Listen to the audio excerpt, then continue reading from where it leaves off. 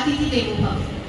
जो हमारे अतिथि हैं आज के और जो हमारे बच्चे आए हैं सब पार्टिसिपेंट, उनके साथ जो उनके अध्यापक और ऑडिटोरियम में बैठे हुए हमारे स्कूल के अपने बच्चे, हमारे सारे अतिथि देवो भव की तर्ज पर मैं सभी का हार्दिक अभिनंदन करती हूँ, स्वागत करती हूँ। जोरदार तालियों से बच्चों से अनुरोध है कि हमारे सभी अतिथियों का स्वागत करें।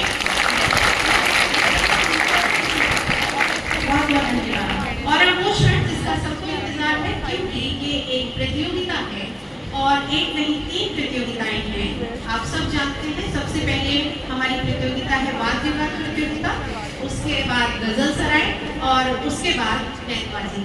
तीनों के जो निर्णायक हैं जजेस हमारे बीच में हैं। मैं सबसे पहले अब उनका स्वागत करती हूँ, हार्दिक अभिनंदन करती हूँ। हमारे बीच में मौजूद हैं प्रोफेसर अब्दुल नसीम खान, जो हमारे जामिया से ही कॉमर्स डिपार्टमेंट से हैं। जोरदार तालियों से आप सभी का स्वागत करेंगे। लोग थे जो राह वफा से गुजर गए, क्या लोग थे जो राह वफा से गुजर गए, जी चाहता है नक्शे कदम चूमते चला। 104 साल कबल कायम होने वाले इस अजीम इदारे ने न सिर्फ अपने बानियों के ख्वाबों को हकीकत का रूप दिया, बल्कि आज भी इल्म और सकाफत की शमा को रोशन रखे हुए है। जैसा कि आप सबके इल्म में है, आज 3 तरह के मुकाबले होंगे, डिबेट, बैटबाजी और गजल सराय। इन मुकाबलों के लिए हमारे हकम साहिबान हैं डॉक्टर नसीर अहमद साहब, प्रोफेसर रहमान मुजफ्फर साहब और डॉक्टर वाहिद नजीर साहब। सारा मैडम से कह के उनकी लिस्ट। डॉक्टर नसीर अहमद शोबे commerce and business studies Jamia Millia Islamia में प्रोफेसर हैं और 25 साल से ज़्यादा का तजुर्बा रखते हैं। उन्होंने मुख्तलिफ कौमी और बैनुल अक़वामी जराइद में 60 से ज़ायद तहक़ीक़ी मकाले और ई-मवाद शाये किए हैं। वो एक रजिस्टर्ड स्टार्टअप मेंटोर हैं। वो इदारा जाती invention council, centre for invention and entrepreneurship Jamia Millia Islamia के कन्वीनर हैं। डॉक्टर साहब ने बतौर एजाज़ी खिदमात अंजाम दी। Deputy director, centre for invention and entrepreneurship, honorary assistant director CIE, coordinator livelihood business, incubator coordinator LIB, CIE के incubation and entrepreneurship development division, convener entrepreneurship and business club, nodal officer और faculty facilitator बराए PM युवा योजना वगैरह। आज के programme के हकम साहिबान का मैं खैर मकदम करती हूँ। इस मुकाबले के हकम साहिबान में से एक है प्रोफेसर रहमान मुजफ्फर साहब, जो जामिया मिल्लिया इस्लामिया के शोबाए हिंदी में हिंदी अदब के साथ साथ सहाफ़त का दर्ज भी देते हैं। उर्दू हिंदी तकाबली मुताला और सहाफ़त के माहिरीन में से एक नाम है रहमान मुजफ्फर साहब का। इसके अलावा आप शायर भी हैं। ये सिर्फ उर्दू में ही नहीं बल्कि हिंदी में भी तवा आजमाई करते हैं।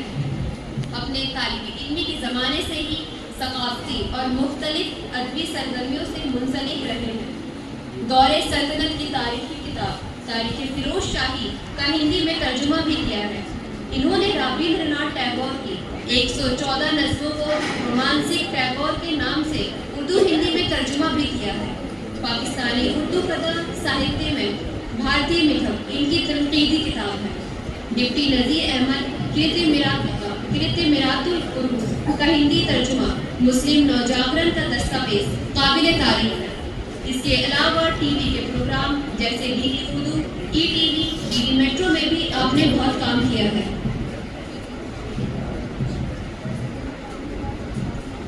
हमारे तीसरे हकम डॉक्टर वाहिद नजीर साहब जामिया मिल्लिया इस्लामिया की असातिज़ा अकादमी में दरस व तदरीस से मुंसलिक हैं। आप तहकीक और तनकीद से मुताल्लिक 1 दर्जन से ज़्यादा किताबों के मुसन्निफ हैं और तकरीबन 15 से ज़्यादा नेशनल और इंटरनेशनल अवार्ड से नवाजे जा चुके हैं। आप बहैसियत शायर कई मुल्कों के मुशायरों में शरीक हो चुके हैं और हुकूमत बिहार की +2 में शामिल निसाबी किताब कहकशा में इनकी शायरी और सवानें पढ़ाई जाती हैं। अब मैं खुदा को दावत देती हूँ कि वो हमारे और डिबेट मुकाबले का आगाज़ करें। आज के पहले मुकाबले डिबेट के उसूल व ज़वाबित कुछ इस तरह हैं। नंबर 1, इस मुकाबले के लिए 2 मौज़ूआत का इंतखाब किया गया है।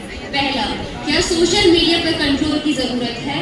दूसरा, क्या हिंदुस्तान में डिजिटल करेंसी को कानूनी हैसियत दी जानी चाहिए? नंबर 2, हर टीम को ये इख्तियार हासिल है कि वो इन दोनों में से किसी एक मौजू का इंतखाब करे और इसके दोनों पहलुओं पर इजहार ख्याल करे। नंबर 3, हर स्कूल से 2 तलबा शरीक होंगे।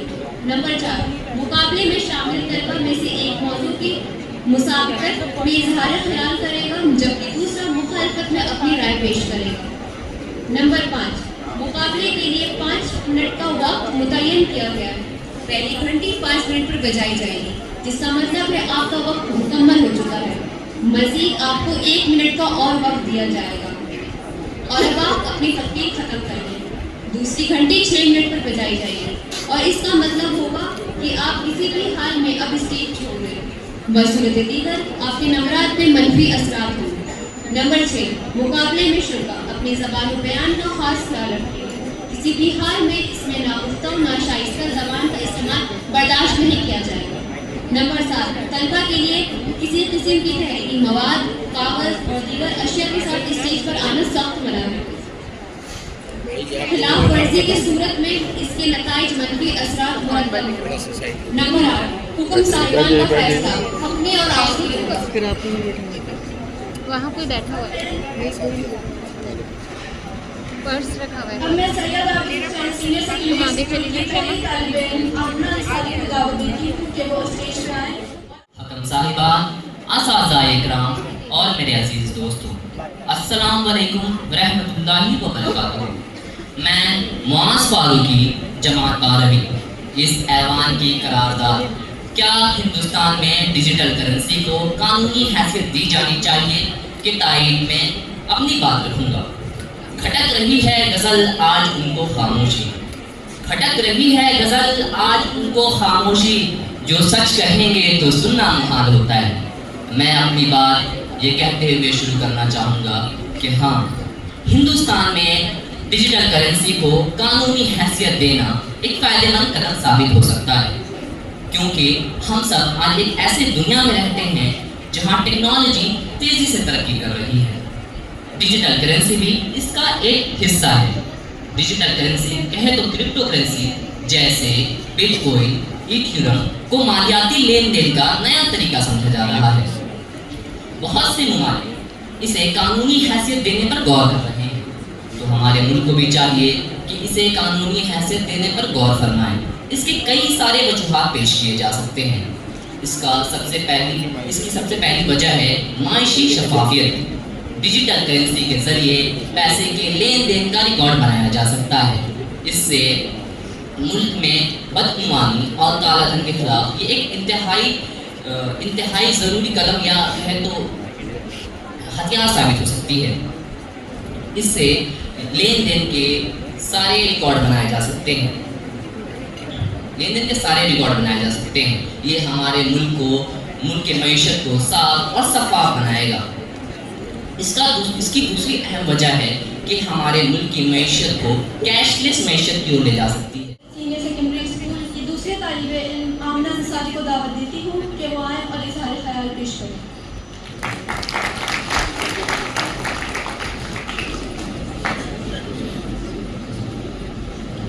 बस के मेहमान खुसूसी हकम साहिबान और अजीज साथियों, अस्सलाम वालेकुम रहमतुल्लाहि व बरकातुहू। मैं आमना अंसारी, जमात 12वीं, आज की पेश करदा करारदाद क्या हिंदुस्तान में डिजिटल करेंसी को कानूनी हैसियत दी जानी चाहिए, इस तहरीक की मुखालिफत में अपने ख्यालात पेश करेंगे।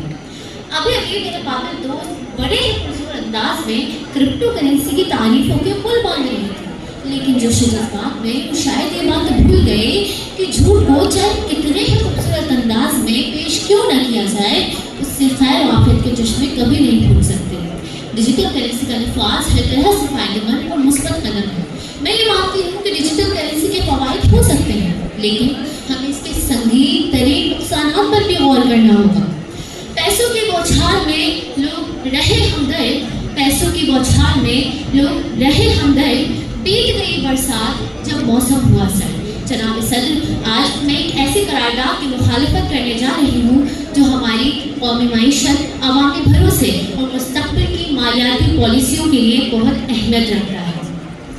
हम सभी इस बात से अच्छी तरह वाकिफ़ हैं कि हिंदुस्तान एक तरक्की पजीर मुल्क ऐसे में डिजिटल करेंसी को कानूनी हैसियत देना एक खतरनाक कदम साबित होगा। इसकी कई वजूहात हैं जो मैं आपके सामने पेश करने जा रही हूँ। सबसे पहली और अहम बात यह है कि डिजिटल करेंसी की कीमतें गैर मुस्तहकम होती हैं।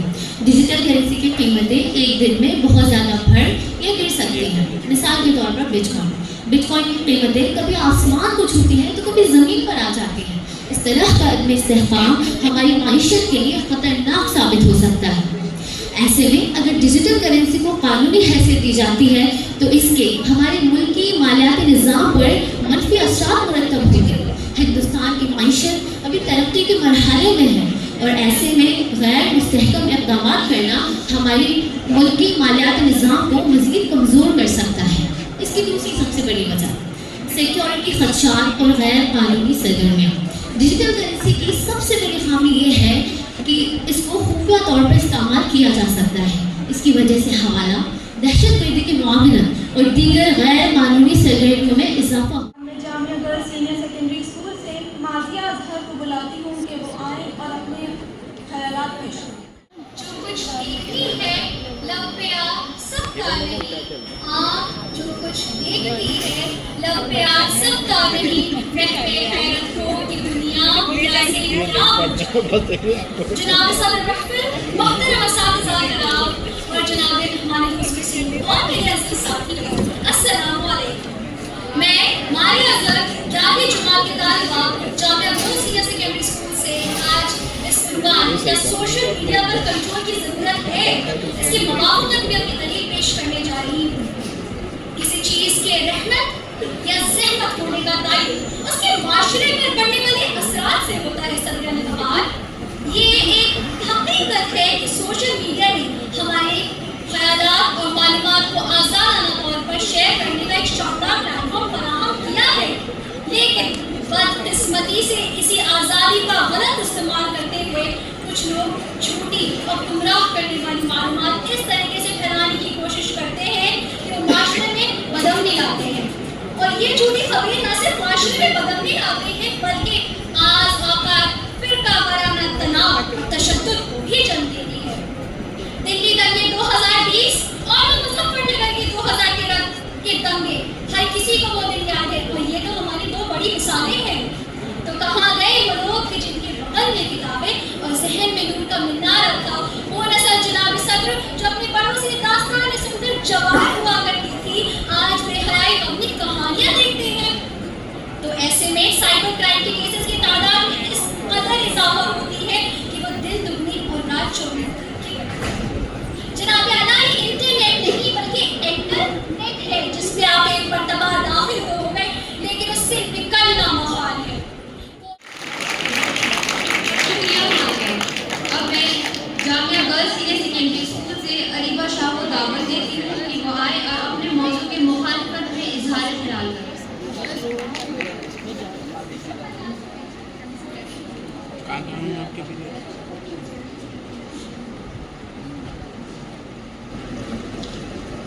लश्कर भी तुम्हारा है, सरदार भी तुम्हारा है। लश्कर भी तुम्हारा है, सरदार भी तुम्हारा है। तुम झूठ को सच लिख दो, अखबार भी तुम्हारा है। इस दौर के फरियादी जाए तो कहाँ जाए? इस दौर के फरियादी जाए तो कहाँ जाए? कानून तुम्हारा है, दरबार तुम्हारा है। मोहतरम सदर अली वक़ार, मोहतरम सदर इजलास, मोहतरम असातिज़ा और मेरे प्यारे साथियों, अस्सलाम वालेकुम।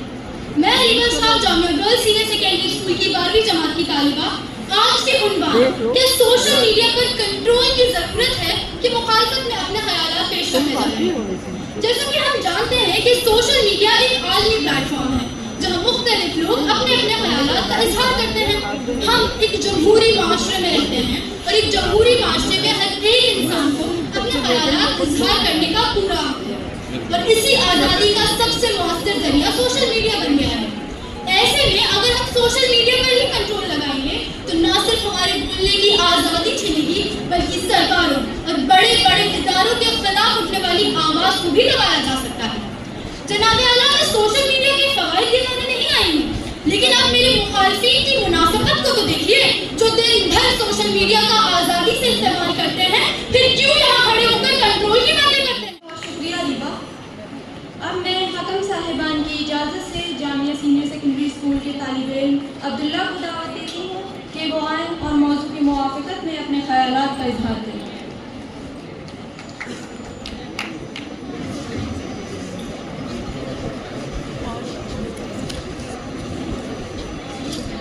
जनाब सर, हकम साहिबान, असातिज़ा इकराम, मेरे अज़ीज़ साथियों, अस्सलामु अलैकुम वरहमतुल्लाहि वबरकातुहू। हकम साहिबान, अगर हम तारीख उठाकर देखें तो ये पाएंगे कि जैसे जैसे इंसान ने तरक्की की उसके साथ साथ करेंसी के तसव्वुर में भी नुमायाँ तब्दीली आई। शुरुआत बार्टर सिस्टम से हुई, उसके बाद सोने चांदी के सिक्के आए, फिर आज इस्तेमाल होने वाले कागज़ी नोट और सिक्के। इसी तरह 21वीं सदी में ऑनलाइन ट्रांजैक्शंस ने लेन देन के तरीकों को बदल कर रख दिया। हालिया कुछ सालों में हमारे सामने लेन देन की एक नई शक्ल उभरी है जिसे क्रिप्टो करेंसी कहा जाता है, और ये लेन देन के तरीकों में इनकलाब बर्पा करने की सलाहियत रखती है। अब जिस तरह हर नए ख्याल को मुखालफत का सामना होता है, ऐसे ही क्रिप्टो करेंसी भी तनाज़े और हिचकिचाहट का शिकार है, और हमारे आज का मौजू भी कुछ हद तक इसी तनाज़े से ताल्लुक़ रखता है। तो हमारा आज का सवाल है कि क्या हिंदुस्तान में क्रिप्टो करेंसी को एक कानूनी हैसियत मिलनी चाहिए? तो मेरा जवाब होगा जी हाँ, और इंशाअल्लाह मेरे इस खिताब के बाद आप सबके अंदर भी क्रिप्टो को लेकर एक मुस्बत तसव्वुर पैदा होगा। सबसे पहले तो क्रिप्टो क्या है? क्रिप्टो एक डिजिटल या वर्चुअल करेंसी है जो कि क्रिप्टोग्राफी के जरिए महफूज की जाती है। ये किसी बैंक या किसी सरकार के जरिए कंट्रोल नहीं होती, बल्कि ये ब्लॉकचेन टेक्नोलॉजी पर मबनी है, जो कि एक गैर मरकजी निज़ाम है। अपने जामिया सीनियर सेकेंडरी स्कूल से मरियम को दावत देती हूँ कि वो आए और अपने मौजू की मुखालफत में इज़हार ख्याल करें।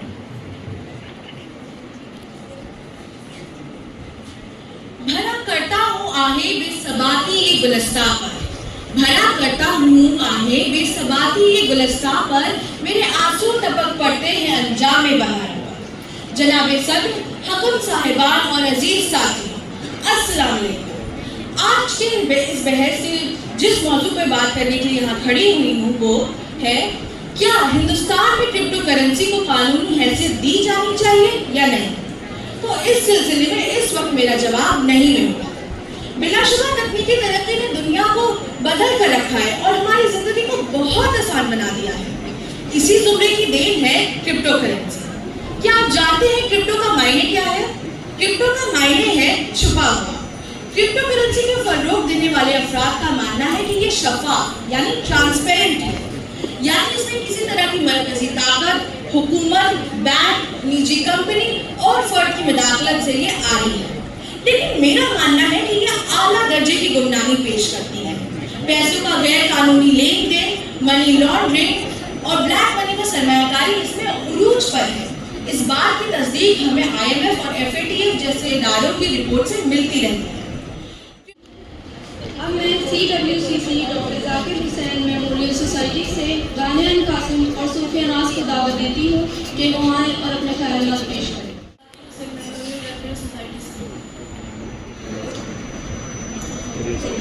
आज के डिजिटल ज़माने में सोशल मीडिया हर एक इंसान की ज़िंदगी का एक हिस्सा बन गया है।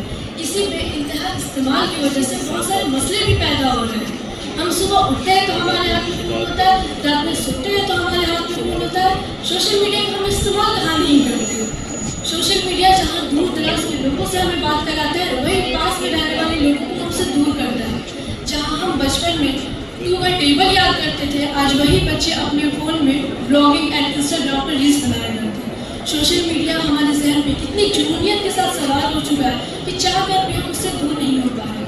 कोई तस्वीर हमें हमारी अगर पसंद आ जाती है और उसमें सिर्फ 4 लाइक्स मिलते हैं, वो तस्वीर ही हमें पूरी लगने लगती है। ये हमारी खुशी नहीं देखती कि हम क्या चाहते हैं, ये वो देखता है लोगों को पसंद आएगा तब जाकर हमें अच्छा लगेगा। सोशल मीडिया से आज इतने बड़े क्राइम्स हो रहे हैं, जैसा कि हम देख सकते हैं साइबर बुलिंग। साइबर बुलिंग से आप सब वाकिफ भी होंगे और बहुत लोग इसका शिकार भी हुए थे। साइबर बुलिंग के सबसे ज़्यादा केसेस 2014 में 9622 हुए थे। आप देख सकते हैं नेशनल क्राइम ब्यूरो के मुताबिक 9622 यानी राउंड ऑफ किया जाए तो 10,000 केसेस साइबर बुलिंग के। इंडिया 3rd नंबर पे आता है साइबर बुलिंग के केसेस में। और साइबर बुलिंग कहाँ होती है? सोशल मीडिया पे ही तो होती है। तो आपको क्या लगता है हमारे लिए, आपके लिए या आने वाले वक्त के लिए, जनरेशन के लिए, क्या सोशल मीडिया इतना ही रहेगा? क्या इसकी टेक्नोलॉजी और नहीं बढ़ेगी? तो मेरी ये हुकूमत से दरख्वास्त है कि इस पर कंट्रोल लगाया जाए और अभी इस सोशल मीडिया पर बिल्कुल कंट्रोल ज़रूरी है। कुछ वक्त पहले एक गेम बहुत ही ज़्यादा फेमस हुआ था। कौन सा गेम? पबजी। 19 मार्च 2018 में पबजी गेम लॉन्च तो हुआ था और इंडिया में भी आया था, लेकिन 2020 में से बंद भी कर दिया गया। क्यों? क्योंकि ये गेम की लत इतनी ज़्यादा हावी हो चुकी थी बच्चों पर, जवान लोगों पर, कि ये बहुत सारे जुर्म भी करवा रही थी। बच्चे जहरी तौर पे बीमार भी हो जा रहे थे, बहुत बच्चे सुसाइड भी कर दे रहे थे, बहुत सारे बच्चे इस पर पैसा भी लगा दे रहे थे। तो हमारी हुकूमत को इस गेम को बैन करना पड़ा। तो मेरी इस हुकूमत से दरख्वास्त है कि सोशल मीडिया पर कंट्रोल लगाया जाए और इस सोशल मीडिया के कहर को रोका जाए। शुक्रिया। अब मैं CWCC doctor Zakir Hussain memorial society से गानिया कासिम को दावत देती हूँ कि वो अपने मौजू के मुखालिफत में इजहार ख्याल करें। ये ऐसी दुनिया जहाँ गवर्नमेंट की नज़र आपकी हर बात, हर राय, हर सोच पर। मोअज़्ज़िज़ उस्तादें और मेरे प्यारे साथियों को अस्सलाम वालेकुम। मैं Ghania Qasim CWCC Zakir Hussain memorial welfare society की 10वीं की तालिबा हूँ और मैं आज एक ऐसी चीज़ लेकर आई हूँ जिससे सभी ताल्लुक़ रखते हैं, सोशल मीडिया। Social media. और आज मैं यहाँ खड़ी होकर ये कहना चाहती हूँ कि मैं आज यहाँ खड़ी होकर ये कहना चाहती हूँ कि सोशल मीडिया पर गवर्नमेंट का कंट्रोल नहीं होना चाहिए। तो आइए पहले जानने की कोशिश करते हैं कि सोशल मीडिया आखिर है क्या। सोशल मीडिया हमें सोशली पूरी दुनिया से जोड़कर रखता है। सोशल मीडिया हमें इस तरीके से जोड़कर रखता है कि हम अपनी राय, अपनी सोच, अपनी बात, अपने ख़यालात, अपने एक्सपीरियंस, अपनी क्रिएटिविटी दुनिया के एक कोने में बैठकर दूसरे कोने तक पहुंचा सकते हैं। बातचीत।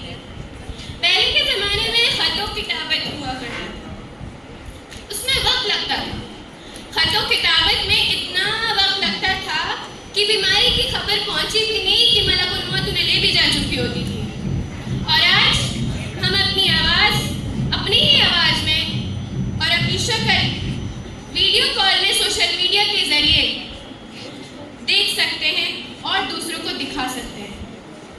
हमारा मुल्क एक डेमोक्रेटिक मुल्क होने के नाते हमें आवाज़ उठाने और बोलने की इजाज़त देता है।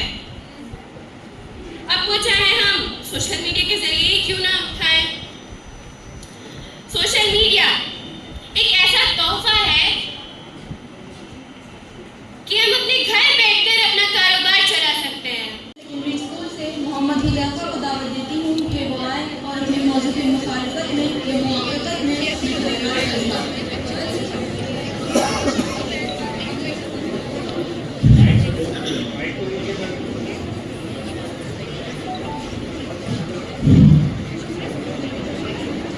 अस्सलामु अलैकुम वरहमतुल्लाहि वबरकातुहू। मुहतरम मेहमान खुसूसी, जज साहिबान और हाज़रीन जलसा, आज के मुबाहिसे का मौजू है हिंदुस्तान में डिजिटल करेंसी को कानूनी हैसियत दे देनी चाहिए। और मैं मौजू की मुआफ़क़त में अपने दलाइल पेश करने की इजाज़त चाहता हूँ। सदर जलसा, हर नई ईजाद की मुखालफत की जाती है। इसका मतलब ये नहीं है कि हर नई ईजाद में सिर्फ खामी ही होती है, बल्कि बहुत कम लोग इसे समझना चाहते हैं और जो इदराक व फहम रखते हैं वो आगे बढ़ते हैं, वो तरक्की की राह पर गामज़न रहते हैं और जो समझना ही नहीं चाहते हर दौर में वो पीछे रह जाते हैं। पहले वो इजादात की मुखालफत करते हैं, बाद में तस्लीम करते हैं और जवाब के लिए दलाइल तलाश करते हैं। यही दुनिया का दस्तूर है। इनके लिए एक शेर है, जो आलमे ईजाद में है साहिब ईजाद, जो आलमे ईजाद में है साहिब ईजाद, हर दौर में करता है तवाफ उसका ज़माना। डिजिटल करेंसी एक नई ईजाद है। करेंसी की ज़रूरत तो शुरू से ही रही है। ज़रूरियात ज़िंदगी में तब्दीली आती गई, करेंसी की शक्ल सूरत बदलती गई। हर दौर की करेंसी में कुछ न कुछ खामियां रही हैं, इसीलिए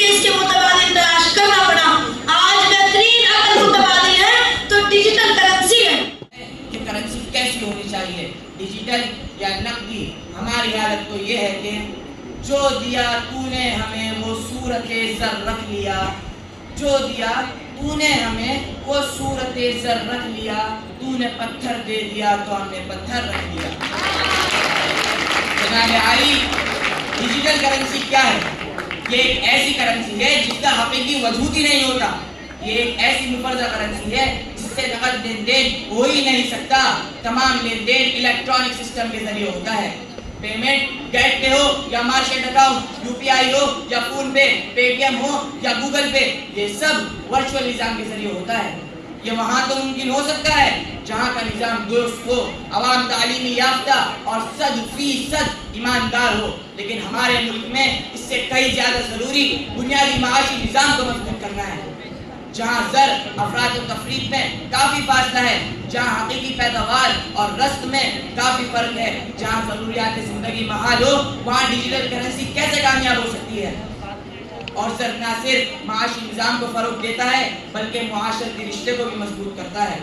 जहाँ हमारी माएँ भूखे रहकर बच्चों की फीस जमा करती हों, जहाँ मजदूर फाके करके मजदूरी से जोड़ कर तपिश व बारिश से बचने की फिक्र में लगा रहता हो, जहाँ की नाख्वानदगी की शिरा 26% हो, जो पढ़ना लिखना ना जानते हो, जो असली और नकली नोट में तमीज़ ना कर पाते हो, वो डिजिटल करेंसी की बारीकियों को कैसे समझेंगे? डिजिटल करेंसी के निज़ाम में अकाउंट का होना ज़रूरी होता है और हर बैंक का माशी दस्तूर अलग होता है। पढ़े लिखे लोग ही धोखा खा जाते हैं तो आम लोगों का क्या हाल होता होगा? और डिजिटल करेंसी एक ऐसी करेंसी है जिसका हकीकी वजूद ही नहीं है। मौजूद सामाईन, हम एक ऐसे निज़ाम में फंसते जा रहे हैं जिसको हम दज्जाली निज़ाम भी कह सकते हैं। पहले करेंसी का मकसद आपके हाथ में क्या होती है? याद करके बताइए कि बिना फोन लिए आपने अपना घर आखिरी बार कब छोड़ा था? आपको याद ही नहीं आ रहा होगा। जी हाँ नाज़रीन कराम, मीडिया पर कंट्रोल की जरूरत है। मैं मौजू की मुआवजत में इज़हार राय पेश कर रही हूँ। आजकल के दौर में अगर एक शख्स कमरे में बिल्कुल तन्हा बैठा है तो असल में वो तन्हा नहीं है, बल्कि उसके साथ एक ऐसी ताकत भी उसी कमरे में मौजूद है जो उसके खाने पीने और सोने के साथ साथ हर हरकत पर नजर रख रही है।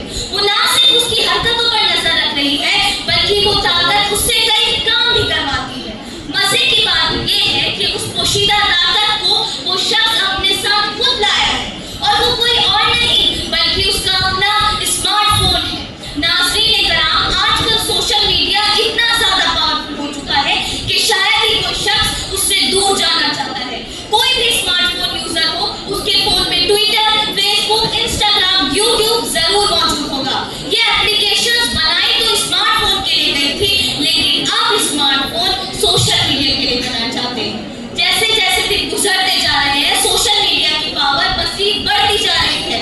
इस सैयारे पर 7 अरब से ज्यादा लोग रहते हैं। वो सब एक दूसरे से जुड़े हुए हैं, लेकिन ये ताल्लुक कितना हकीकी है, ये कैसा है कि हम आमने सामने बातचीत को भूल चुके हैं और आसानी से उसकी जगह ऑनलाइन गुफ्तगू ले ली है। सोशल मीडिया के उरूज ने दुनिया को छोटा कर दिया है और साथ ही साथ मजीद अलग कर दिया है। एक तहकीक के मुताबिक मालूम हुआ कि कोविड-19 मर्ज के बाद हिंदुस्तान में औसतन एक दिन में स्क्रीन का वक्त तकरीबन 7 घंटे है और ये हमारी जिंदगी का एक तिहाई हिस्सा है। इसका मतलब ये है कि हम अपने दिन के साथ कीमती घंटे इस मोबाइल फोन को देखने में ज़ाया कर रहे हैं। कुबरा गर्ल्स पब्लिक स्कूल से सना फिरदौस को दावत देती हूँ कि वो आए और अपने मौजू की मुखालिफत में इज़हार ख्याल करें। एक नया पैगाम लेकर आती है और हर शब्द जब कायनात की फिजा पर छा जाती है तो किसी नई हकीकत से पर्दा उठाने की खुशखबरी सुना रही है। नाज़रीन कराम, आज मैं आप सभी के सामने उन्वान क्या सोशल मीडिया पर कंट्रोल की ज़रूरत है कि मुखालिफत में लबकुशाई करना चाहती हूँ। सोशल मीडिया इंसानी तहजीब के लिए एक नेमत साबित हुआ है, क्योंकि इसने दुनिया को इकट्ठा किया। लोगों के दरमियान फासलों से कोई फर्क नहीं पड़ता, क्योंकि वो हमेशा दोबारा जुड़ सकते हैं। सोशल मीडिया ने दुनिया को ग्लोबल विलेज में तब्दील कर दिया, जिसके जरिए लोगों के दरमियान राब्ता साजी में आसानी पैदा हुई। मुख्तलिफ ममालिक के सकाफतों और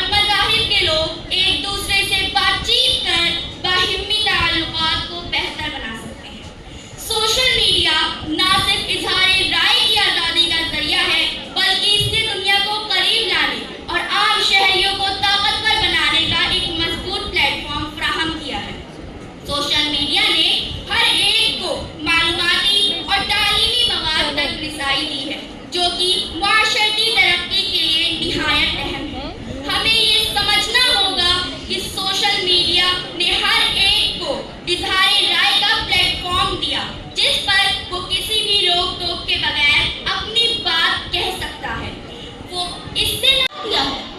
इसके नुकसानात हमारी रोजमर्रा जिंदगी और नफ्सियात पर गहरे असर डाल रहे हैं। मोहतरम सामीन, हम सब ने देखा है कि किस तरह सोशल मीडिया पर झूठी खबरें, गलत मालूमात और अफवाहें हमारी ज़हन को मुतासिर कर रही हैं। हम रोजाना खबरों में सुनते हैं कि किस तरह सोशल मीडिया पर झूठ फैलाया जाता है, खासतौर पर ऐसी खबरें जो लोगों को गुमराह करती हैं। जैसे कोरोना वायरस के दौरान कई ऐसी अफवाहें फैलाई गई कि वायरस हवा से फैलता है या मुख्तलिफ जड़ी बूटियों का इस्तेमाल करके इलाज किया जा सकता है। इन तमाम अफवाहों ने लोगों में खौफ पैदा किया और बहुत से लोगों ने इन पर यकीन भी कर लिया, जिसकी वजह से मसाइल मजीद बढ़े। और आज के नौजवान अपना फ्री वक्त सोशल मीडिया पर जाया कर रहे हैं। हमारे नौजवान जो कल के माँ-बाप हैं, अपना फ्री वक्त ऐसी पोस्टों में जाया कर रहे हैं जो उनकी ज़हनी और नफ्सियाती सेहत पर बुरा असर डाल रही है। हाज़रीन, क्या हमने कभी सोचा है कि इस तरह के गैर ज़रूरी इस्तेमाल का क्या नुकसान होगा? कुछ साल पहले हम लोग अपने करीबी रिश्तेदारों से मिलने के लिए वक्त निकालते थे, लेकिन अब ज़्यादातर लोग सोशल मीडिया पर ही एक दूसरे से जुड़े हुए हैं और हकीकत में एक दूसरे से दूर जा रहे हैं। मोहतरम सामीन, सोशल मीडिया के जरिए नफरत अंगेज तहरीर और झगड़े भी आम हो चुके हैं। फिर अब विलायत, कौम परस्ती और नस्ल परस्ती जैसे मसाइल आम हो चुके हैं। पब्लिक सीनियर सेकेंडरी स्कूल से युमना गुलमेज को दावत देती हूँ कि वो आए और अपने मौजू की मुखालफत में राय पेश करें। मोअज़्ज़िज़ असातिज़ा, सामीईन और मेरे प्यारे दोस्तों, अस्सलामु अलैकुम वरहमतुल्लाहि वबरकातुहू। अपनी बहस को शुरू करने से पहले मैं ये चाहती हूँ कि आप एक लम्हे के लिए ही सही ऐसी जिंदगी का तसव्वुर करें जहाँ सोशल मीडिया का कोई वजूद नहीं है। आप हर सुबह उठकर अखबार के सफ़ों को पलटते हैं और दिन भर टेलीविज़न के सामने बैठकर खबरें सुनते हैं और यहाँ तक कि अपने दोस्तों से बातचीत करने के लिए आपको एक लंबे अरसे तक तरसना पड़ता है। सामीन, मैं आपसे सवाल करती हूँ कि आप ऐसी जिंदगी का तसव्वुर भी कर पा रही हैं? इसलिए मैं युमना गुलमेज गर्ल्स पब्लिक स्कूल की 11वीं जमात की तालिब इल्म आज के बहस के मौजू या सोशल मीडिया के इस्तेमाल पर पाबंदी लगानी चाहिए की मुखालफत में अपने चंद ख्यालात पेश करने जा रही हूँ। सबसे पहले मैं एक बहुत ही संजीदा सूरत हाल का जिक्र करना चाहती हूँ। कोविड-19 ये वो दौर था जब हिंदुस्तान ही नहीं बल्कि दुनिया भर के सभी लोग अपने घरों में कैद थे। खासतौर पर वो लोग जो सोशल मीडिया की पाबंदी पर अपनी हिमायत जाहिर कर रहे हैं, मैं उनसे सवाल करना चाहती हूँ, क्या उस दौर में सोशल मीडिया के बगैर रहना मुमकिन भी था? सोशल मीडिया एक ऐसा प्लेटफॉर्म है जिसके जरिए हम अपने राय और अपने ख्यालात का जिक्र कर सकते हैं।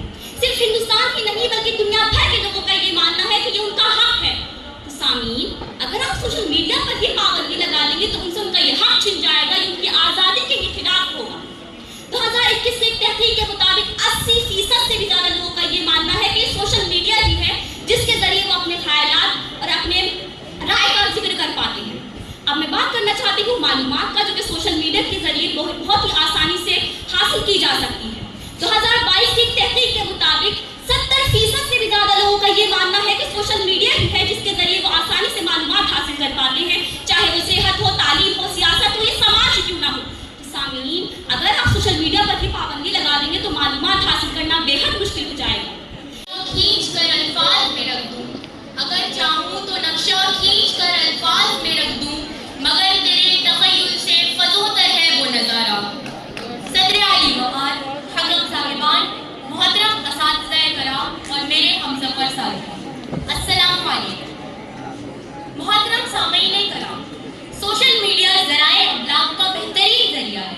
लोगों के दिलो दिमाग को बड़े हैरत में डाल देने वाली इजादात आज इंसानी जहन पर हुक्मरानी कर रही है। लिहाजा हम पर लाजिम है कि बिला रोक टोक इन इजादात से इस्तेफादा करें। मेरे नज़दीक सोशल मीडिया पर पाबंदी या कंट्रोल इंसानी आज़ादी का तलफ कर देने के बराबर है। दुनिया के जिन ममालिक में सोशल मीडिया को कंट्रोल किया जाता है, वहाँ की हुकूमतें अपनी मनमानी करती हैं और अवामी हुकूक पायमाल किए जाते हैं। सदर आली वक़ार, मालूमात की तजदीद का जरिया है सोशल मीडिया, तालीम और ताल्लुम का रास्ता है सोशल मीडिया, रोजगार की एक अहम शाहराह है सोशल मीडिया, लोगों के राब्ते का एक वसी मैदान है सोशल मीडिया, मुख्तलिफ मज़ाहिब को एक जगह इकट्ठा करने का मरकज़ है सोशल मीडिया। फ़ज़ा का तंग होना फितरत आज़ाद से पूछो,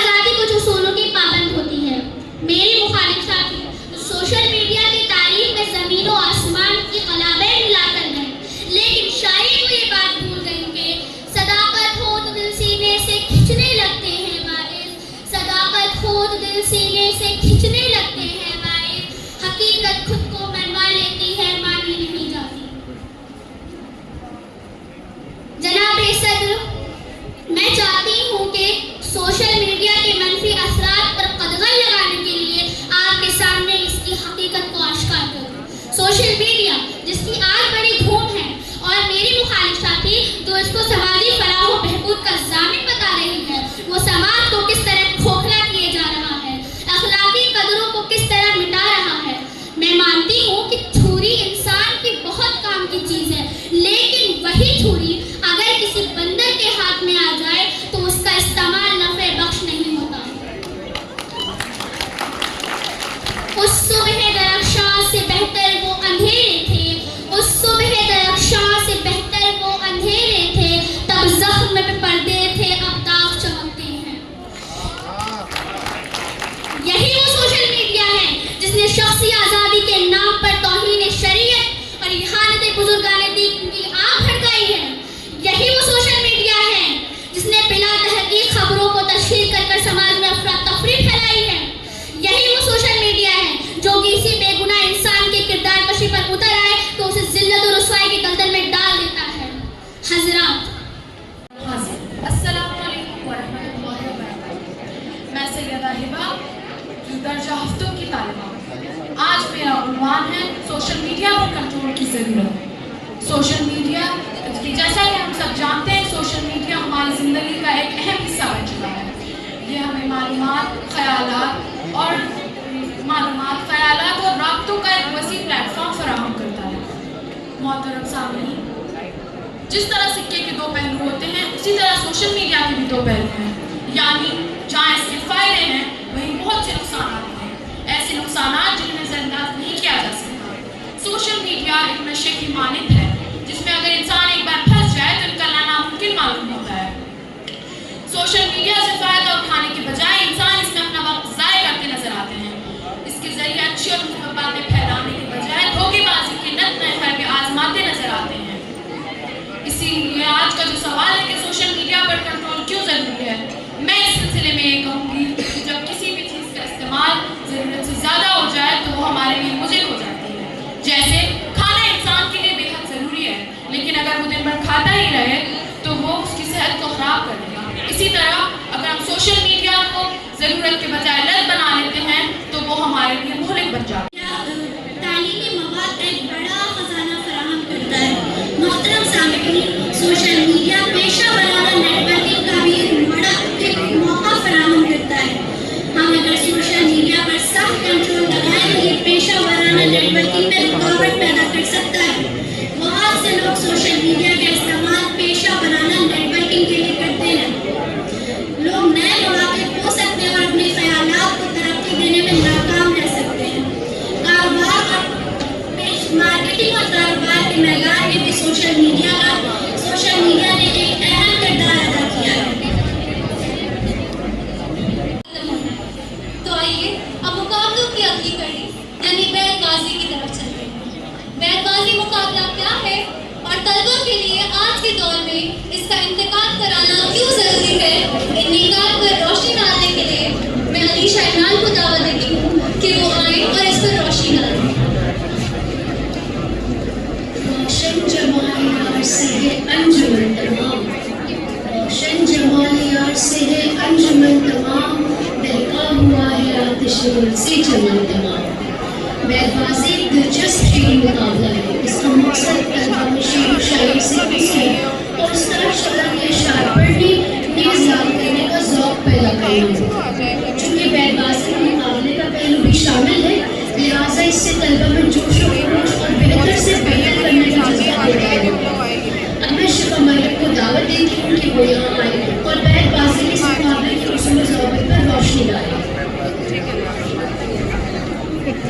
आज के इस बैतबाजी मुकाबले के लिए कुछ उसूल व ज़वाबित हैं। इनका पास लिहाज रखना तमाम शुरकाए मुकाबला के लिए नागुज़ीर है। नंबर 1, बैतबाजी टीम 4 तलबा पर मुश्तमिल होगी। नंबर 2, हर स्कूल से सिर्फ एक टीम शामिल मुकाबला होगी। नंबर 3, बैतबाजी मुकाबले में गज़ल, रुबाई और कथा जैसे असनाफ के भी अशार पढ़े जाएंगे। नज़म का कोई शेर पढ़ने की सूरत में पूरा बंद पढ़ना लाजमी होगा। नंबर 4, गैर मेआरी अशार पढ़े जाने की सूरत में नंबरात पर मंफी असरात मुरतब होंगे। नंबर 5, अशार मेआरी होने के साथ साथ दुरुस्त लहजे और तलफ़्फ़ुज़ के साथ पढ़े जाएंगे। कोई भी शेर अगर वज़न और बहर से खारिज होता इख्तियार हासिल होगा। नंबर 6, किसी भी टीम को सोचने और याद करने के लिए सिर्फ 20 सेकंड का वक्त दिया जाएगा। इसके बाद फिर दूसरी टीम को मौका दिया जाएगा। नंबर 7, मुकाबले के लिए हर टीम को सिर्फ 10 मिनट का वक्त दिया जाएगा। और नंबर 8, हकम साहिबान का फैसला हतमी और आखिरी होगा।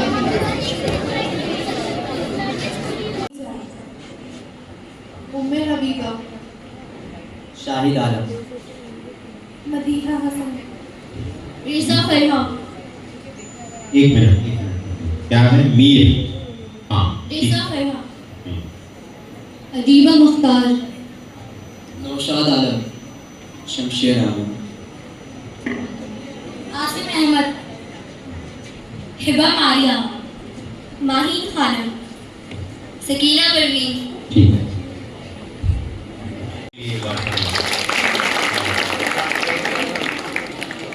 न था कुछ तो खुदा था, कुछ ना होता तो खुदा होता, डुबोया मुझको होने दे, न होता मैं तो क्या होता। आग को चाहिए एक उम्र असर होने तक, आग को चाहिए एक उम्र असर होने तक, कौन जीता है तेरी जुल्फ के सर होने तक।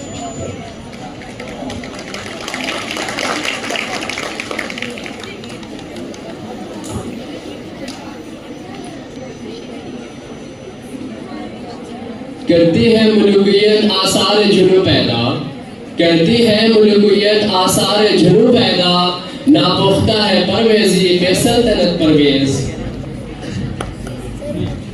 जिंदगी क्या है अनासिर में ज़हूर तरतीब, जिंदगी क्या है अनासिर में ज़हूर तरतीब, मौत क्या है इन्हीं अज्जा का परेशान होना।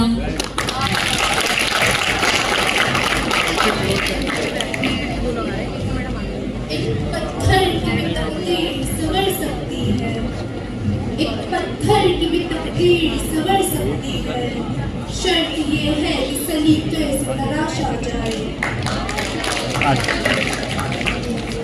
याद उसकी इतनी खूब नहीं मीर बाज आ, याद उसकी इतनी खूब नहीं मीर बाज आ, नादां फिर वो जी से भुलाया न जाएगा।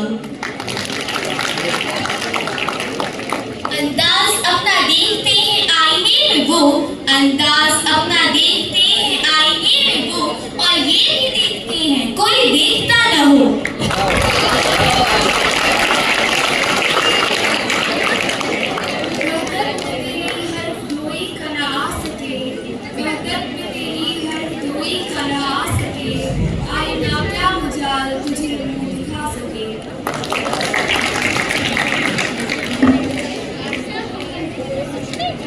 यकीन महकम अमल पर हम मोहब्बत फात है आलम, यकीन महकम अमल पर हम मोहब्बत फात है आलम, जिहादे जिंदगानी में है ये मर्दों की शमशीरें। निगाह बुलंद सुखन दिल नवाज जा पुरसोज, निगाह बुलंद सुखन दिल नवाज जा पुरसोज, यही है रख्त मीर सबर कारवां की।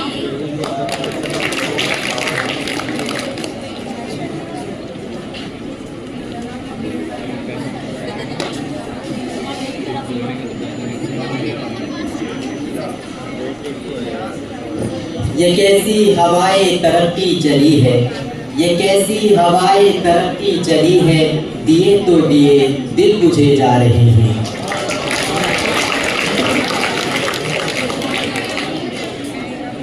नहीं है ना उम्मीद इकबाल अपने किश्ते वीरा से, नहीं है ना उम्मीद इकबाल अपने किश्ते वीरा से, जया न हो तो ये मिट्टी बहुत सरफेस के साफी।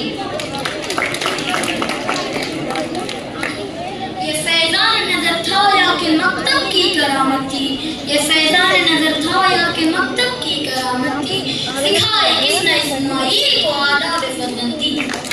पानी आँख में भरकर लाया जा सकता है, अब भी जलता शहर बचाया जा सकता है।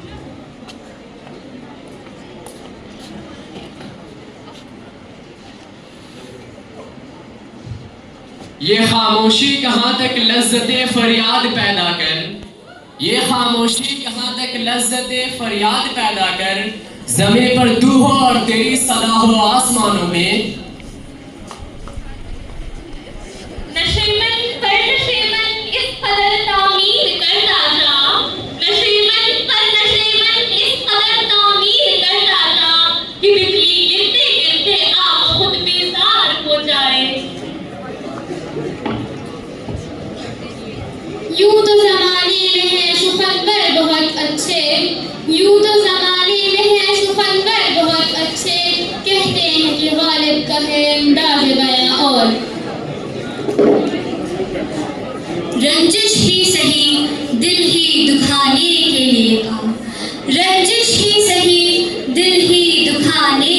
लिए आ फिर से मुझे छोड़ के जाने के लिए आ। अल्लाह से करे दूर वो तालीम भी फितना, इमलाक भी औलाद भी जागीर भी फितना, ना हम के लिए उठे तो शमशीर भी फितना, शमशीर तो क्या नाराए तकबीर भी फितना।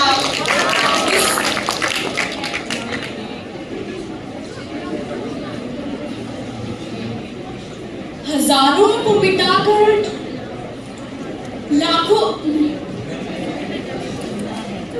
हमारे और तुम्हारे इश्क का चर्चा है शहरों में, हमारे और तुम्हारे इश्क का चर्चा है शहरों में, अब कोई नहीं सुनता लैला और मजनू का अफसाना।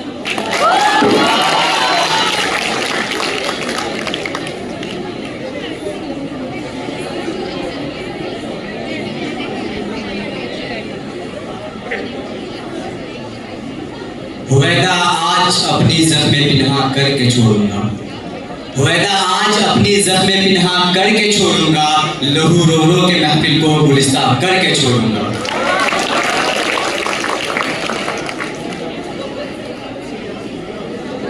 ईमान मुझको रोके है तो खींचे है मुझे कुफ्र, ईमान मुझको रोके है तो खींचे है मुझे कुफ्र, काबा मेरे पीछे है कलीसिया मेरे आगे।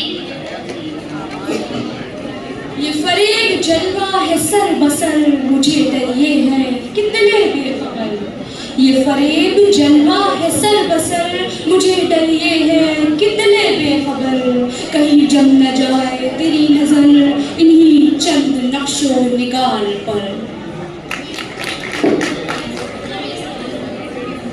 रफ्ता है याद कौन पुरानी रिफाकतें, रफ्ता है याद कौन पुरानी रिफाकतें, मिट्टी का नाम तक नहीं मिट्टी के तेल में।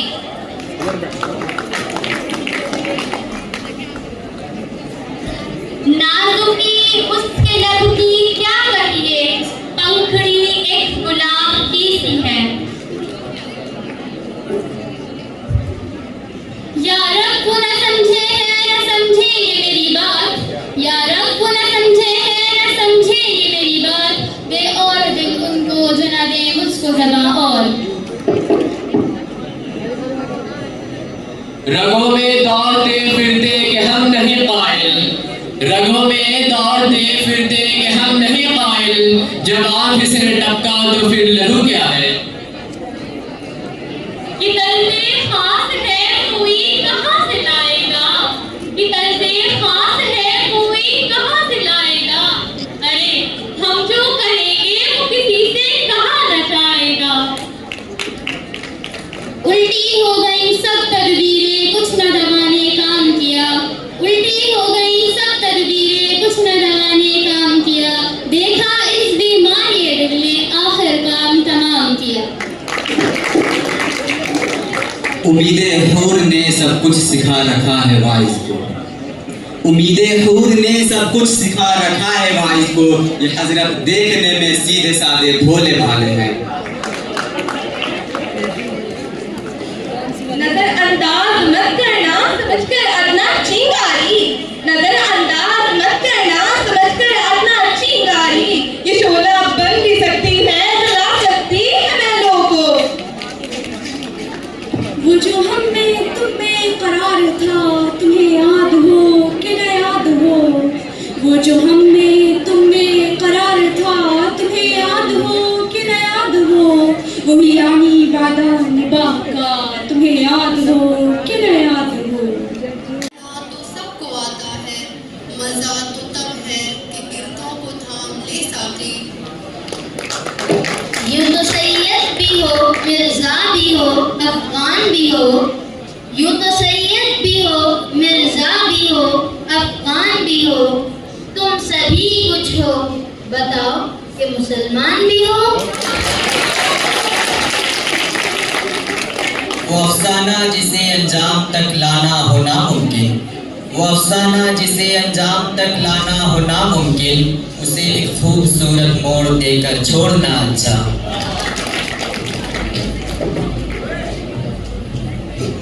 अपनों की चाहतों ने दिया इस कदर फरेब, अपनों की चाहतों ने दी इस कदर फरेब, रोते रहे निपट के हर एक अजनबी से हम।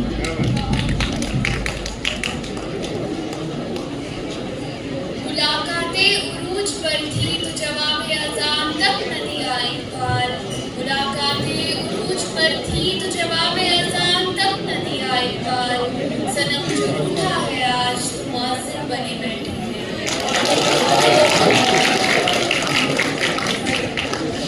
नाजुकी उसके लब की क्या कहिए, नाजुकी उसके लब की क्या कहिए, पंखुड़ी एक गुलाब की सी है।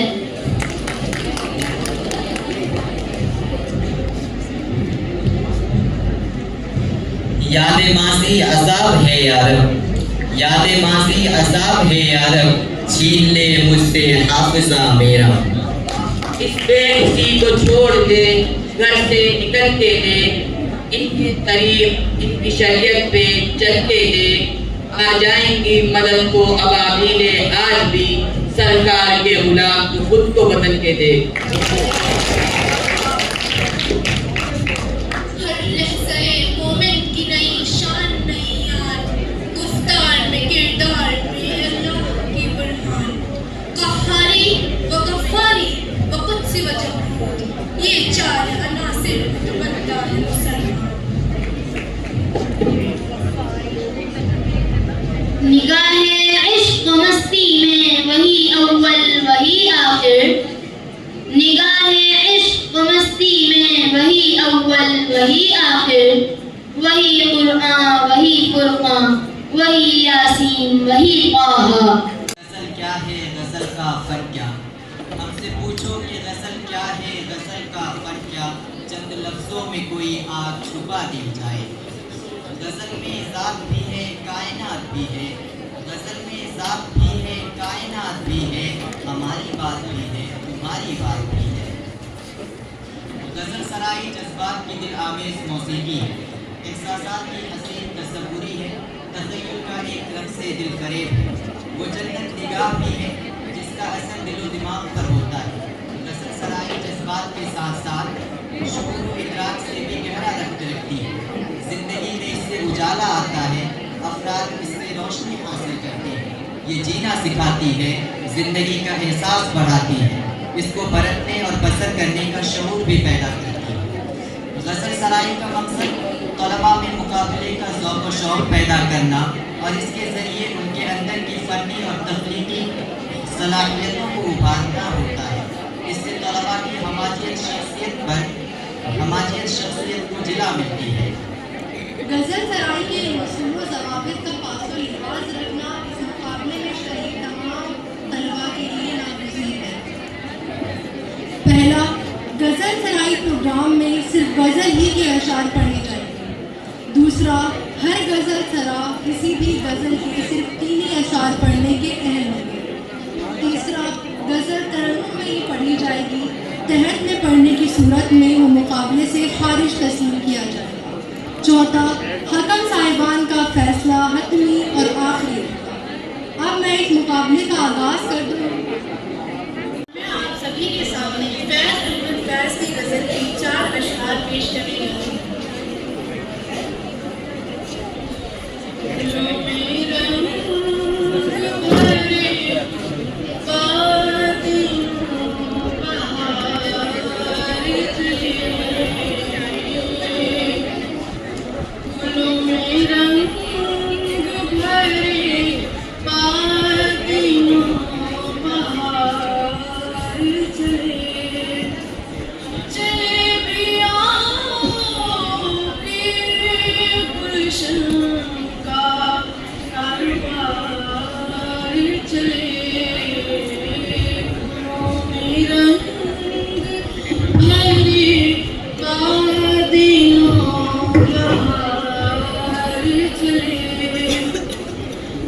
जो हम पे गुजरी सो गुजरी मगर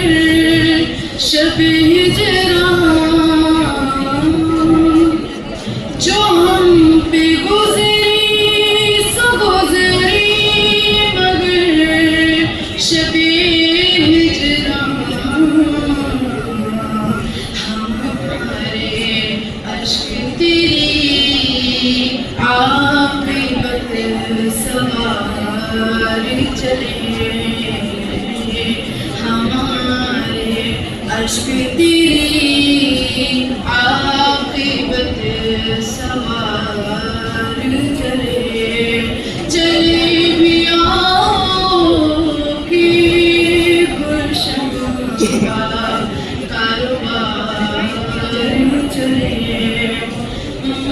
मकाम फैज़ कोई राह में जताई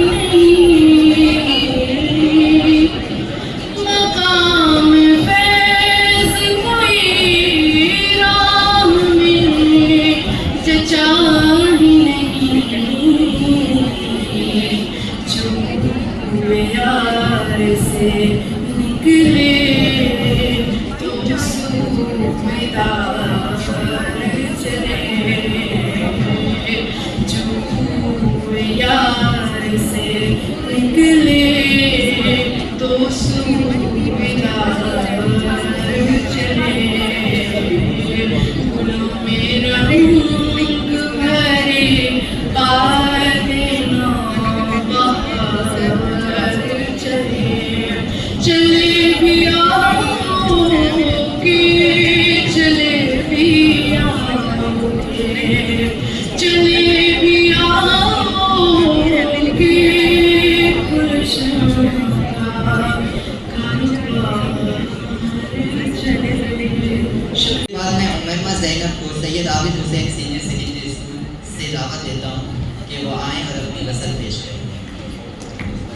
चराग जलते हैं बादे सबा महकती है चराग जलते हैं बादे सबा महकती है तुम्हारे हुस्ने तरन्नुम से क्या नहीं होता। इससे पहले मैं एक और ऐलान कर दूँ कि अगर कोई गज़ल सरा 4 अशआर पढ़ना चाहे तो पढ़ सकते हैं। अस्सलाम वालेकुम, मेरा नाम मैमा है और मैं जमात 11वीं से आप सबके सामने एक बहुत मशहूर गज़ल पेश करना चाहूँगी जो कि नासिर काज़मी जी की है। कुछ यादगारें सितमगर ही चले कुछ यादगारें शहरे सितमगर ही चले आए हैं इस गली में तो पत्थर गिरे चले कुछ यादगार शहरे यूं किस तरह कटेगा कड़ी धूप का सफर यूं किस तरह कटेगा कड़ी धूप का सफर सर पर हयार यार की चादर हिले चले आए हैं इस गली में तो पत्थर हिले चले कुछ यादगार शहरे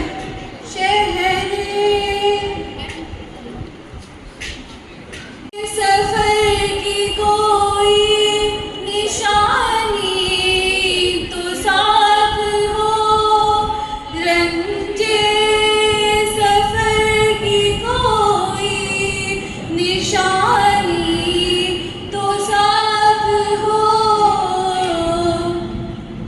थोड़ी सी खाके कूचाए दिलबर हिले चले आए हैं इस गली में तो पत्थर हिले चले यूं किस तरह कटेगा कड़ी धूप का सफर यूं किस तरह कटेगा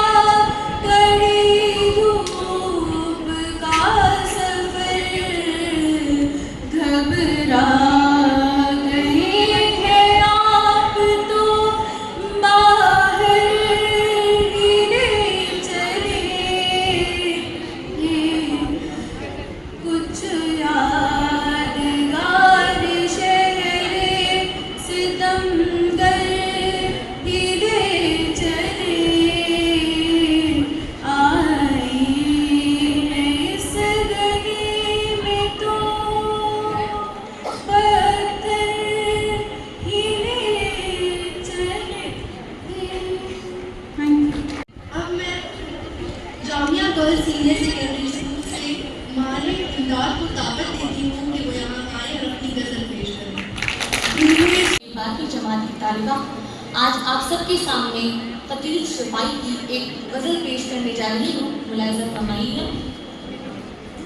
लो चल दी वो हमको तसल्ली दिए बगैर, लो चल दी वो हमको तसल्ली दिए बगैर, एक चांद छुप गया है उजाला किए बगैर, एक चांद छुप गया है उजाला किए बगैर, उनसे बिछड़ के हमको तमन्ना है मौत की,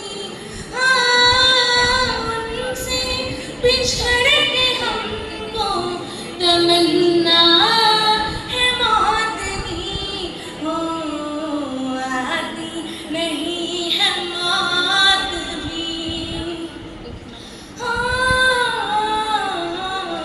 आती नहीं है मौत भी, लेकिन जिए बगैर आती नहीं है मौत भी, लेकिन जिए बगैर, मांगे से मिल सकीना हमें तो कभी खुशी, मांगे से मिल सकीना हमें तो कभी खुशी, पाई है लाख रंज, पाई है लाख रंज, तमन्ना किए बगैर, पाई है लाख रंज, तमन्ना किए बगैर, ऐसा में इश्क और ना ये इम्तिहान गम, ऐसा में इश्क और ना ये इम्तिहान गम, हम रो रहे हैं ना,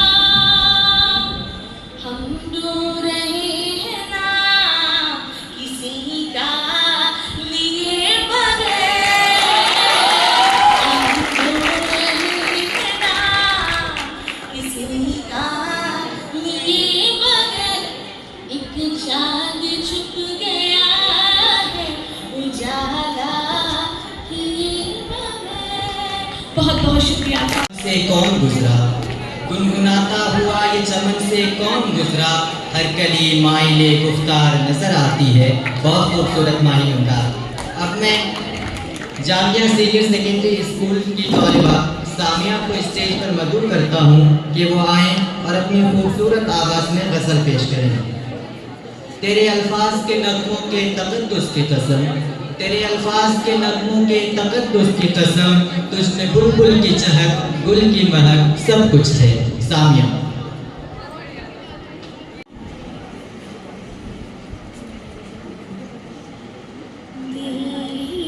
तो है ना संगो ख्रिश्त, दर्द से भरना ये क्यों, रोएंगे हम हज़ार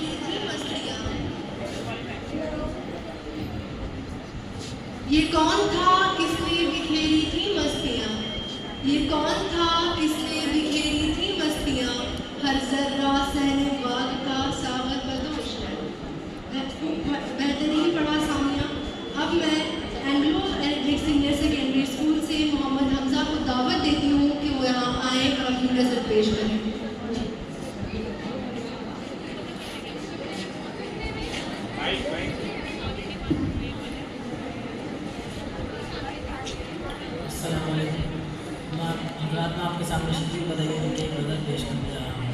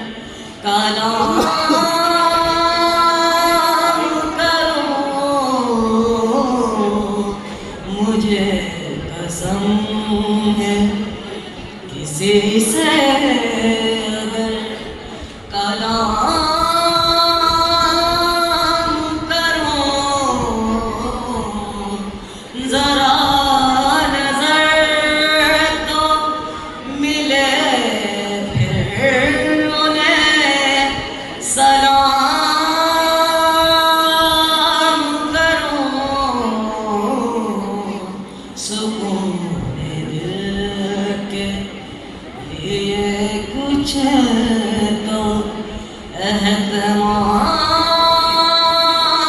करो, सुकून दिल के। न था कुछ तो खुदा था, कुछ न होता तो खुदा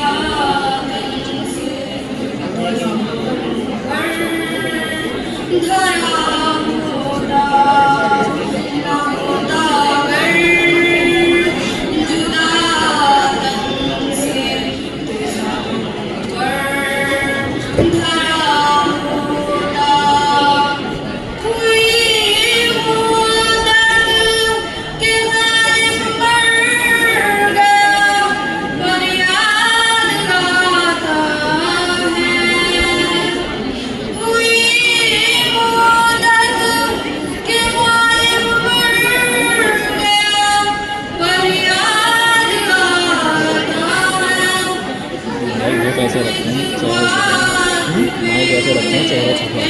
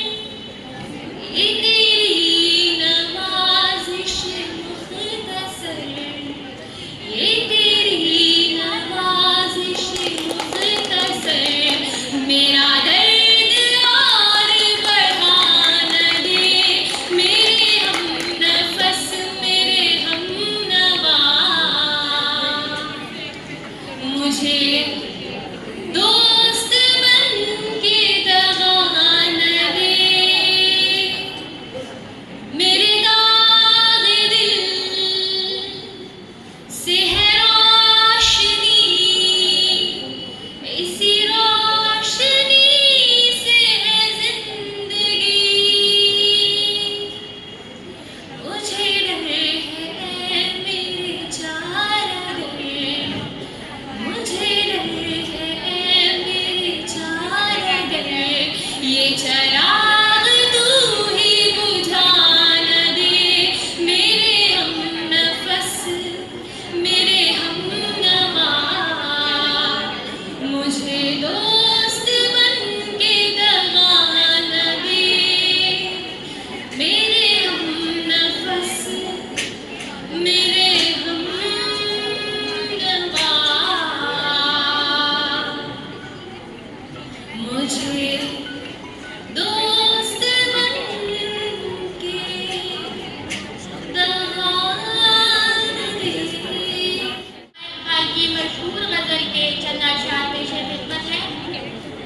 समाज फरमाएं।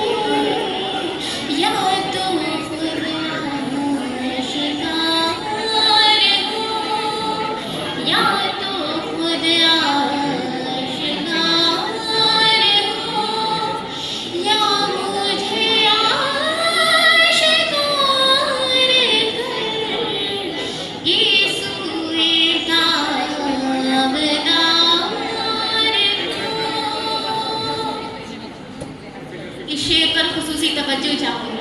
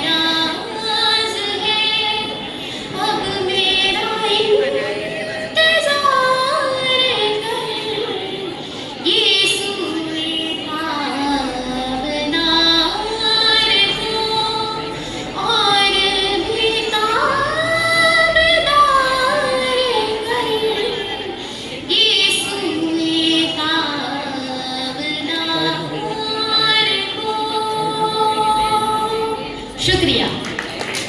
बात करूँगा प्रोफेसर कैफल रसूल साहब, डॉक्टर शाहजी इकबाल साहब, जनाब अब्दुल फारूकी साहब, शमा कौसरी अदनानी साहब मेरी क्लासमेट भी रही, हमारे सुबह साहब सुबह से हमारे बीच मौजूद हैं, टीम स्टाफ, सभी मेहमान, अस्सलाम वालेकुम। आदाब। ज़्यादा नहीं होगा कि एनसीपी के डायरेक्टर साहब हमारे वाइस चांसलर साहब के साथ उनकी मीटिंग है, इसलिए नहीं आए लेकिन हमारे बीच मौजूद होंगे, लेकिन यहाँ उनके फरमाश से मुस्तफीद होने की कोशिश करेंगे। मैं एक शेर के साथ सभी मेहमान का इस्तेमाल करता हूँ, ज़्यादा वक्त नहीं होगा। बेहद मशहूर हैं डॉक्टर शम्स इकबाल साहब के। सबसे पहले तो इसलिए कि उन्होंने हमारा जो प्रपोजल था बहुत जल्दी में प्रपोजल गया था, जाने की बात हुई थी, उन्होंने उसको एक्सेप्ट किया और उसकी वजह से आज हम ये प्रोग्राम करने में कामयाब हो सके। मैं उनकी तशरीफ आती का भी बेहद शुक्रगुजार हूँ और सिर्फ एक शेर के साथ मैं इस्तेमाल करूँगा कि अब आ गए हो तो कुछ चांदनी सी बातें हों, अब आ गए हो तो कुछ चांदनी सी बातें हों, तो ज़मीन पे चांद कहाँ रोज रोज रोज करता है, ज़मीन पे चांद कहाँ रोज रोज करता है। बहुत शुक्रिया सर और आपका बेहद इस्तेमाल है। प्रोफेसर शहबर रसूल साहब जामिया के लिए नए नहीं हैं, उनकी अपनी सरजमीन है, उनकी आमद पर मैं बेहद शुक्रगुजार हूँ। सिर्फ एक बार उनसे बात की आने के लिए और उन्होंने कहा कि मैं ज़रूर आपके प्रोग्राम में आऊँगा। आपका बहुत बहुत इस्तेमाल और आपके शेर के साथ जो मुझे भी बहुत पसंद है, मैंने भी देखने की हरकत की, वो भी तस्वीर से ही सवाल। बहुत बहुत शुक्रिया सर। डॉक्टर अदर फारूकी साहब जनरल सेक्रेटरी एंजुल तरक्की, उनकी मोहब्बत गाहे बजाहे मिलती रहती है। एक तमसीली मुशायरा हमने पिछले साल कराया था, उसमें भी बुलाए थे।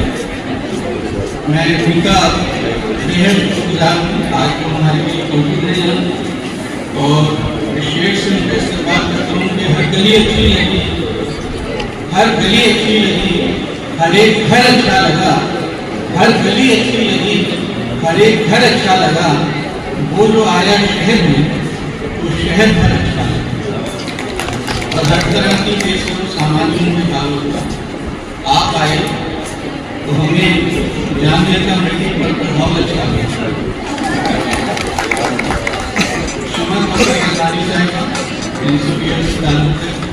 जामिया से हमने अपना ग्रेजुएशन किया, पोस्ट ग्रेजुएशन किया, बीएड किया और एमएड किया। मेरे साथ क्लासमेट भी रही है। आज इस मौके पर उन्होंने सरकार कभी शागिर के शेर के साथ ये आमद करती रही कि चराना आमद करती रही कि चराना इतना भी लोगों का सादा नहीं हो गया।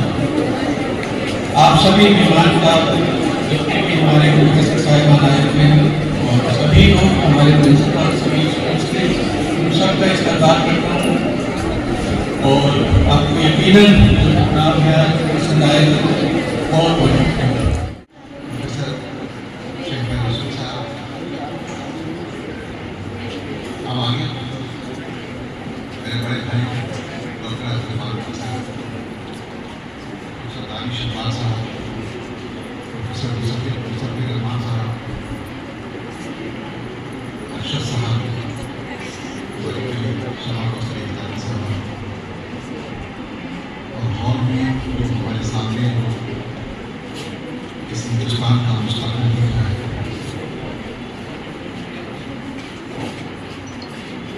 इस प्रोग्राम में आपको मामला खैर मकदम है और उन्होंने मुझे ये मौका प्रदान किया गया।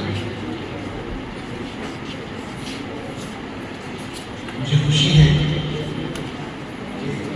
बच्चों को एड्रेस करने का भी मौका मिला है। मैं ज़्यादा देर आपसे मुखातिब ना हो सकूँगा, वक्त की कमी है, लेकिन दो तीन बातें आप लोग को गोशगुजार करना चाहूँगा क्योंकि आप ही आने वाले दिनों की खेप होंगे हमारे लिए, तो आगे जा करके उर्दू कम्युनिटी मुल्क तामीर तमाम चीज़ों में आपका एक अहम रोल होगा। हम एक ऐसे एकेडमिक इंस्टीट्यूशन में हैं जिसने 100 साल से ज़्यादा वफा हमें एजुकेट किया, पढ़ाया लिखाया, इनसे आगे बढ़ने लोग गए।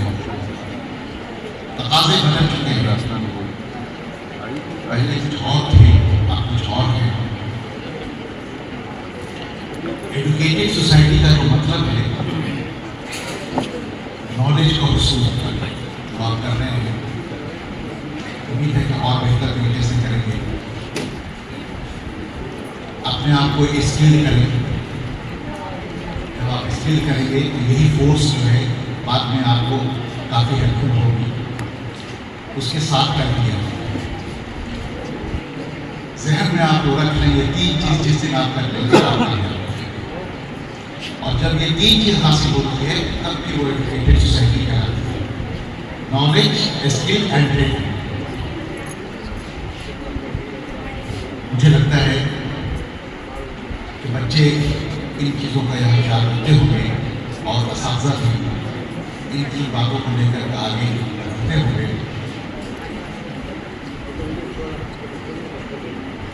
हम जब मुल्क की तामीर की बात करते हैं तो आपका एक रोल होगा। उस रोल को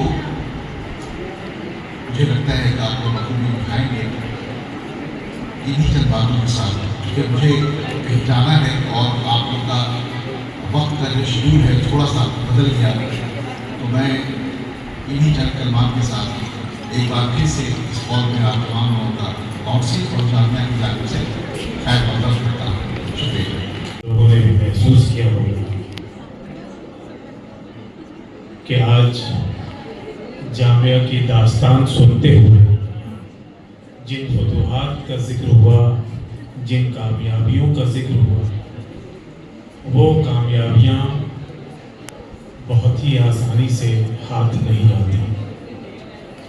सुबह से बच्चियों ने जिस तरह अपने कमालात पेश किए, जिस तरह अपने फन का मुजाहरा किया, वो यकीनन हमें ये बता रहा था कि जामिया के दास्तान अभी शुरू हुई है और इसके शबाब का वक्त अभी बाकी है और वो यकीनन आने वाला दौर इन बच्चे और बच्चियों की मेहनतों पर मुश्तमिल होगा। इनकी मेहनतों पर वो दौर यकीनन अपनी बिना रखे। 3 तरह के प्रोग्राम, 3 तरह के कंपटीशन सुबह से हुए। बैतबाजी का मुकाबला हुआ, गज़ल सराई का मुकाबला हुआ और डिबेट का मुकाबला हुआ। इन तीनों मुकाबलों में ये कम बच्चे जिस तरह अपने फन का मुजाहरा कर रहे थे, यकीनन हम ये कह सकते हैं कि ये इनकी ज़िंदगी का इब्तिदाई पड़ाव है। तो आने वाला दिन बिलाशुबा बहुत ही रोशन और बहुत ही आबदार हो। इन लोगों के लिए हमारी दुआएं हैं। वक्त ज़्यादा हो रहा है, मैं इन्हें सिर्फ ये कहूँगा कि चलो कि कहीं दूर चल के दम लेंगे, चलो कि कहीं दूर चल के दम लेंगे, गिरेंगे गिर के उठेंगे, संभल के दम लेंगे, बनेंगे मौजे समंदर, मचल के दम लेंगे। ये आपकी ज़िंदगी का आगाज़ है और यकीनन आपके इस खूबसूरत आगाज़ पे आप मुबारकबाद के मुस्तहिक़ हैं। इनामात का ऐलान अभी बाद में होगा। मैं सिर्फ ये गुजारिश करूँगा कि जिन बच्चों को आज अवार्ड नहीं मिले उनके लिए आज का दिन बहुत ही खास है। जिनको अवार्ड मिलेगा वो कुछ अलग तरह की खुशियों के साथ यहाँ से लौटेंगे, लेकिन जिन्हें अवार्ड नहीं मिले उनसे मैं कहूँगा कि आपकी असल खुशी का आज दिन है, इसलिए कि हर शिकस्त के बदन में, हर हार के बदन में जीत छुपी हुई होती है। आप एक नए हौसले और एक नए अज़्म के साथ यहाँ से जाएंगे।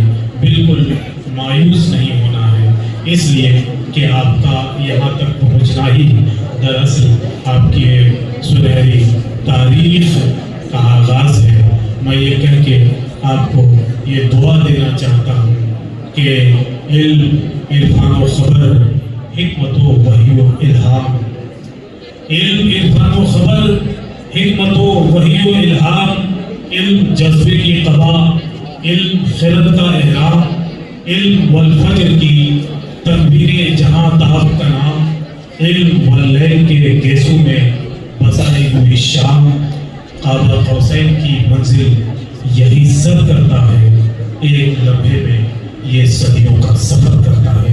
आपको इस सफर का आगाज मुबारक।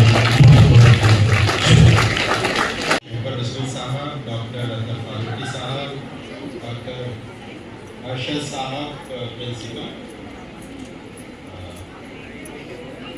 वाइस प्रिंसिपल कुतुबुद्दीन साहब, यहाँ तशरीफ रखते हैं मोहतरमा रुखसाना परवीन साहिबा, डायरेक्टर मशहूर फातिमा नर्सरी स्कूल, मोहतरमा नुसरत साहिबा, हेडमिस्ट्रेस जामिया मिडिल स्कूल, मोहतरमा शगुफ्ता शानदार साहिबा, Syed Abid Hussain senior secondary school की प्रिंसिपल और Jamia girls senior secondary school की प्रिंसिपल मोहतरमा अंजुम इकबाल साहिबा, तमाम असातिज़ा हज़रात, प्यारे बच्चों, सुबह से हम ये मुकाबले सुन रहे हैं और वाहिद नज़ीर साहब और सुबह नसीब साहब के साथ इनके हमने मार्किंग की और नतीजे आपके सामने हैं। यकीन जानिए बहुत मुश्किल था, सब बच्चों ने बहुत मेहनत की है, लेकिन ये जो जिनको इनामात जा रहे हैं उनको तो मुबारकबाद, लेकिन जिनको इनाम नहीं मिल पाया है वो भी मुबारकबाद के मुस्तहिक हैं, क्योंकि उन्हीं की वजह से इनको इनामात मिल रहे हैं। तो आप सबके लिए एक बार ज़ोरदार ताली बजाएं। और मैं डिबेट की जो कंपटीशन हुआ है उसके नतीजे बता रहा हूँ और हौसला अफजाई का जो इनाम है, कंसोलेशन प्राइज़ है, वहाँ से मैं शुरू करता हूँ। तो डिबेट कंपटीशन में हौसला अफजाई जो इनाम है वो मिला है जामिया सीनियर सेकेंडरी स्कूल की मरियम को। मरियम आ जाए।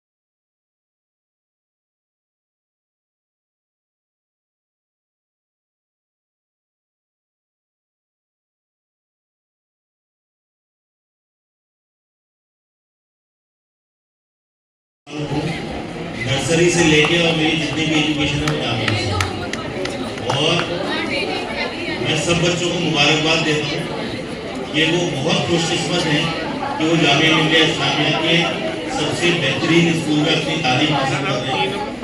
और वो अपना सफ़र, हम तो सेकेंड डिवीज़न वाले हैं, मैं बच्चों की जब स्कॉलरशिप पे सर्वे लिस्ट भेजी तो मुझे यकीन नहीं हुआ कि इतने नंबर पे किसी के आ सकते हैं। और उसमें जो आर्ट्स वाली बच्ची है या बच्चा है, पता नहीं इसका नाम, 97.4%, साइंस वाले से ज़्यादा आर्ट्स वाले के नंबर थे। मुझे इतनी खुशी हुई कि हमेशा बेचारा जो आर्ट्स वाला है वो डिप्रेस रहता है कि हमारे नंबर, हम साइंस से पीछे हैं। लेकिन यकीन जानिए हम आर्ट्स के स्टूडेंट हैं और हमने जामिया मिलिया इस्लामिया से लेके और अमेरिका के सारे सफ़र तय कर चुके हैं सिर्फ इस स्कूल की बिना पे, क्योंकि यहाँ से जो एजुकेशन फैसिलिटीज़ सपोर्ट टीचर्स की हमें मिली है, आज हम जो भी हैं वो यहाँ से बने हैं। तो आज आपके पास बच्चों एक मौका है कि जामिया मिलिया इस्लामिया जो कि वर्ल्ड में एक मशहूर नाम है, मशहूर यूनिवर्सिटी है, उसका आप फ़ायदा उठाइए और यहाँ से जितना आप अपनी ज़िंदगी में तरक्की कर सकते हैं ज़रूर करें। ये हमारी एक छोटी सी शुरुआत है। हमारे फादर के नाम पे हम ये स्कॉलरशिप आज शुरू कर रहे हैं। जो बच्चे इस बार टॉप किया है, ओवरऑल टॉपर्स को हम लोग दे रहे हैं। मोहम्मद असदुल्ला साहब जो मेरे फादर का नाम था, वो भी जामिया इल्मी थे इत्तेफाक से, और मेरी पूरी फैमिली जामिया से पढ़ी हुई है। और अल्हम्दुलिल्लाह सब लोग अपने अपने प्रोफेशन में जामिया से बाहर नौकरी कर रहे हैं। एक मेरी बड़ी बहन जामिया से टीचर रिटायर हुई है मिडिल स्कूल से, बाकी हम सब लोग बाहर जॉब कर रहे हैं और सब लोग अपनी फील्ड में माहिर हैं और वो सिर्फ जामिया की देंगे। तो मेरे फादर भी यहीं से एलपी थे, उन्होंने जामिया को अपने 43 ईयर्स उन्होंने नौकरी भी करी, मकतबा जामिया से शुरुआत की और अकाउंट ऑफिस में से वो रिटायर हुए। उसके बाद भी जामिया को लगा कि उनकी जो एक्सपर्टीज थी उस पर उनको उस्ताद का लक़ब दिया गया, उनको सब उस्ताद कहते थे, तो उस्ताद असद के नाम से मशहूर थे। शहबर रसूल साहब यहाँ मौजूद हैं, तो अभी उन्होंने जब रूम में बैठे तो बोला गया अरे भाई उस्ताद के बेटे हैं। तो इतनी खुशी होती है कि एक ऐसी हस्ती का मैं औलाद हूँ कि जिसने जामिया से ही एजुकेशन ली और मैं जामिया में ही पढ़ा है। तो आज उनके नाम से हम स्कॉलरशिप की शुरुआत कर रहे हैं और मैं सब बच्चों से ये कहूँगा कि जब भी आपको किसी तरह की कोई ज़रूरत हो एजुकेशन से रिलेटेड, आप हमें बताइए, हम पूरी कोशिश करेंगे आपको मदद करने की, आपको सपोर्ट करने की। हमारे पास कोचिंग से लेके किताबों से लेके स्कॉलरशिप सब चीज़ें मौजूद हैं, सिर्फ आप लेने वाले हो। हमारा एक प्रोजेक्ट चल रहा है दिल्ली पुलिस पब्लिक लाइब्रेरी, उसमें हम फ्री कोचिंग देते हैं एंट्रेंस एग्जाम की, CUET और जामिया के जितने भी बड़े एग्जाम्स होते हैं उसमें आप आगे हिस्सा ले सकते हैं। 1500 से ज़्यादा बच्चों का अभी तक पिछले 10 सालों में एडमिशन हो चुका है उसके जरिए।